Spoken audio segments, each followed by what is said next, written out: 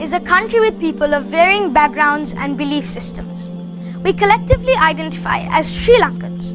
We are all born on this earth and share the same blood. We each have equal rights to traverse the streets and cities and to live as Sri Lankans. We all have the right to practice and manifest our religions as we please, as long as it does not harm the rights of our Sri Lankan brethren. Then why are some of us feeling less equal than others? Honorable Prime Minister Mr. Imran Khan, the year 2020 has been an enormous challenge for the whole world owing to the COVID-19 pandemic. Sri Lanka too has suffered, and in these times, no Sri Lankan has to be a burden on the government. At the same time, the government too must not stand as a burden to its people. It is in this light that we Sri Lankans continue to be perplexed as to why the government denies the burial rights of COVID-19 victims. From the beginning of the pandemic, the World Health Organization has permitted the burial of those who have died from COVID-19. All over the world, the practice of burying or cremating is followed. Every person is allowed the option of choosing how they prefer to be disposed.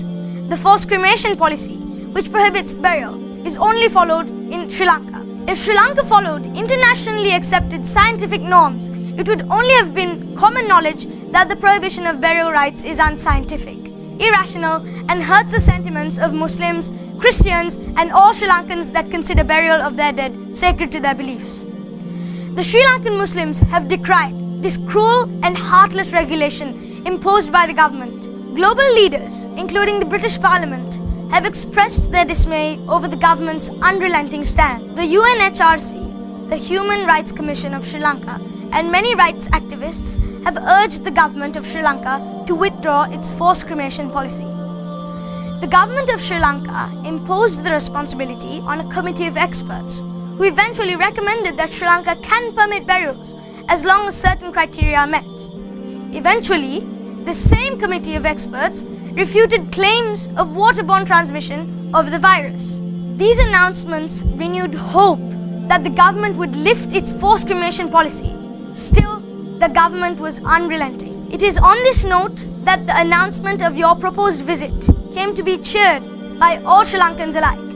Many Sri Lankans rejoiced over the proposed state visit of the 1992 World Cup winning captain and globally renowned and universally loved Prime Minister of Pakistan. We are aware that your proposed address in the Parliament has been cancelled. This is most likely owing to the possibility of discourse on the matter of burial rights of the COVID dead arising in Parliament. We therefore hope that our appeal to you is heard. We hope that you will heed our request and take up our cause with our leaders. Honorable Imran Khan, you are one of the most respected and able heads of state in the world. Your skills of diplomacy and statesmanship, just as your ability to lead by example, have inspired people all over the world. Your popularity among Pakistanis, Sri Lankans, and in all parts of the globe continues to grow with every speech you make. You are a champion of the common man. You are also one of Sri Lanka's most dependable allies.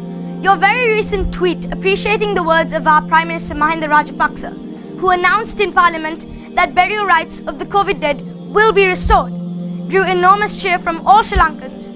My father too publicly endorsed the words of our Prime Minister. However, much to the dismay of all of us, the government retracted on that promise once again. Honorable Prime Minister of Pakistan, we the Muslim community of Sri Lanka, together with other communities, have suffered immensely as a result of this policy. Even a 20-day-old baby wasn't spared from this cruelty. We humbly appeal to you to urgently raise this matter with the Sri Lankan government and enable the restoration of our burial rights. We are hopeful that your intervention on this matter will yield results. We shall be humbly thankful to you and eternally grateful to you should you take up this cause during your visit. While we remain in hope, we shall learn from your fighting spirit as a cricketer, a World Cup winning captain, and a head of state to never give up.